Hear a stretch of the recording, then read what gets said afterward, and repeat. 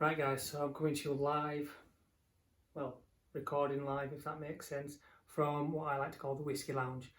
Kids are in bed, the wife's gone out, football's not on yet. Let's talk about watches.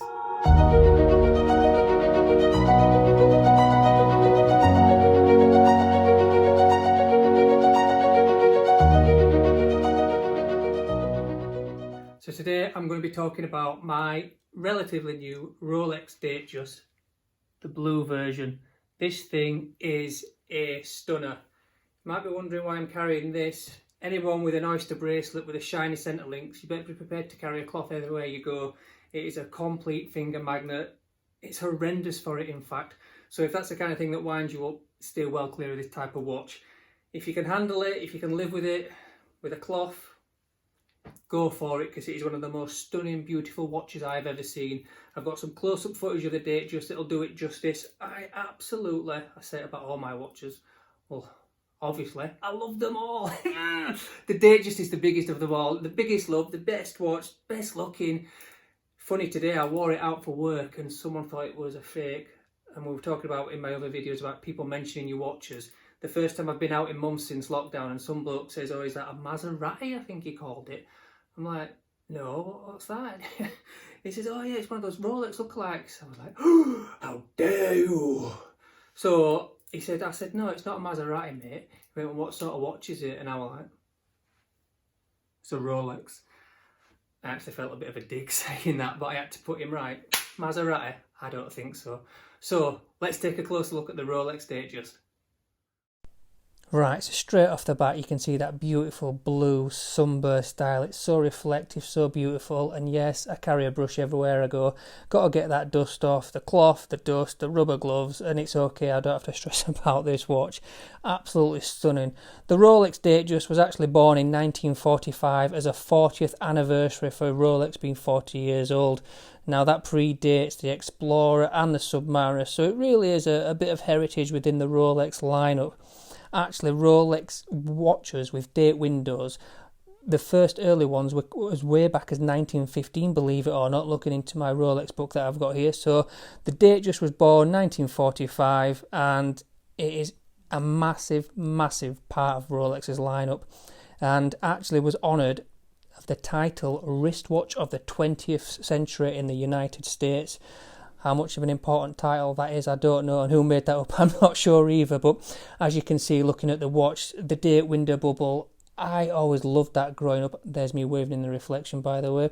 I think it's a stunning piece, a stunning watch, and there's not much that can be said about this watch that hasn't been said already, but I just think, there you go, look at the reflective light there. That is truly, truly stunning. Now, the new version that I've got is a 70-hour power reserve. It came out in 2016, and it's the Datejust 41. I'll tell you about that 41 at the end of the video, by the way.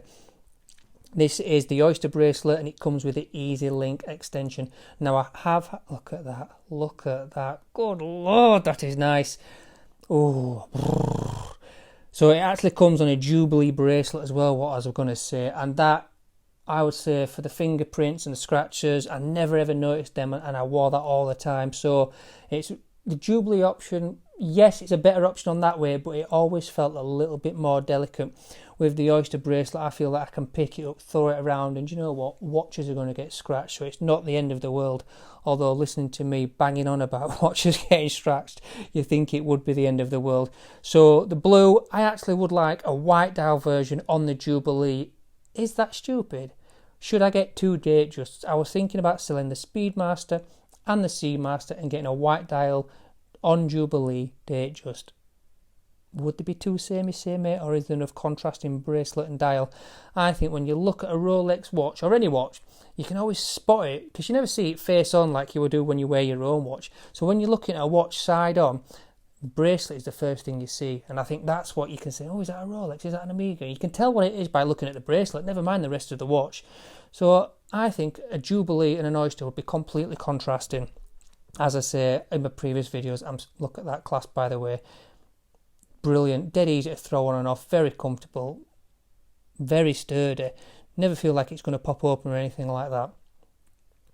And as I say, just a bit of flecto there, make a great photo as well for Instagram, by the way, wouldn't it? I tell you what it is, I'm getting out in this cardigan. Now this little feature here will show you why I'm always banging on about the hairline scratches on the polished bits. Look at that, this is 6 weeks use, guys. I've had this watch 6 weeks, it's been locked down, I haven't gone anywhere, I've been maybe to the local shop, I've been for a meal on Friday night. That's just general wear, and that's not all day, everyday wear. Look at that clasp. Jeez, guys, this is really, really light wear, and look at the fingerprints. Give that a good polish and see if it comes up. It will come up, it will look a little bit shinier, but oh, look at that. Right guys, well I hope you enjoyed those close-ups. I think it highlights what a beautiful, beautiful watch this is. It really is one of the most stunning pieces I've ever seen, even if some people think it's a fake. Probably also you can see on the video is the hairline scratches that it's picked up in 6 weeks, and the terrible fingerprint magnet that it is. Now those things, I'm forcing myself to get past them because I don't want it to ruin the love of this watch and the enjoyment I get from this watch. So there's always going to be things that annoy us about watches, whether it's micro adjustment, fingerprints, whatever it is.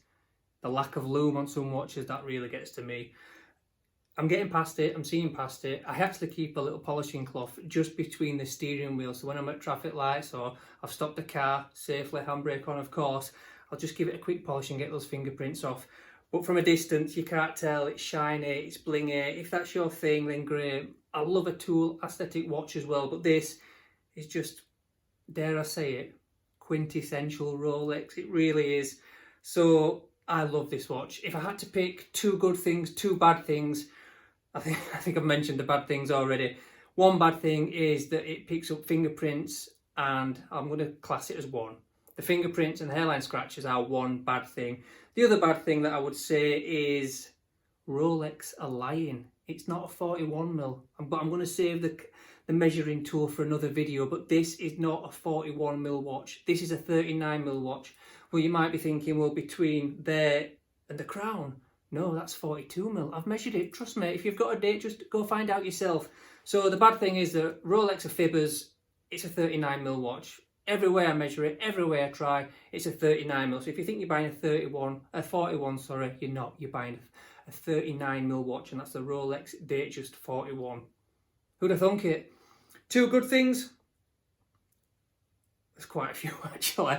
I'm going to say the lume, it's spot on. The buttons, I don't like it with the Roman numerals. I always need a bit of lume on my watch.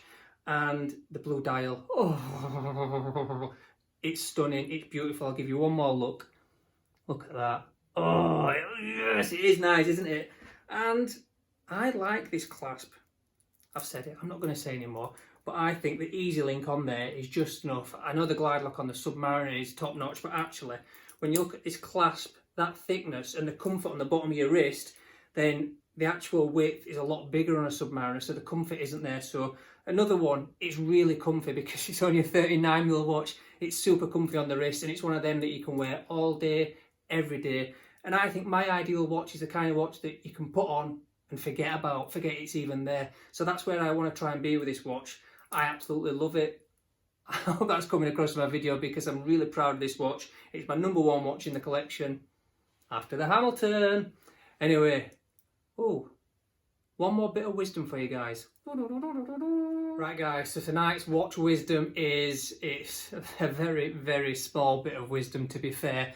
But when I'm on Facebook or the forums, it must come up maybe every 2 or 3 months. The argument of whether you should wear your watch on your left or your right wrist. It's a really stupid argument in the first place, because I really think it is up to the person involved what feels more comfortable to them. I don't think I've ever judged anyone by the watch that they wear on what wrist, and that's coming from a full-on watch addict, watch geek. Now, it is my understanding that men used to wear their watch on their left wrist because automatic watches wasn't involved, so they could hold the watch like this and wind it up. Now, that is the only reason. Now, let's bear in mind that 99.9% of watches nowadays are either automatic or quartz.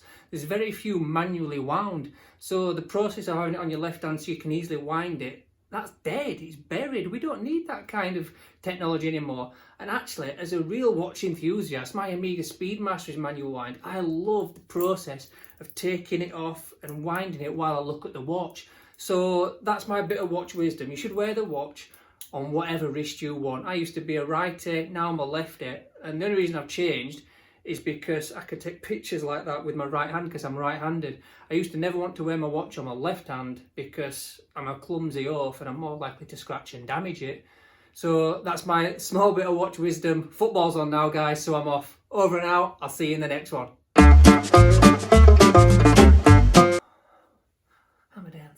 I'm a dancer. Right.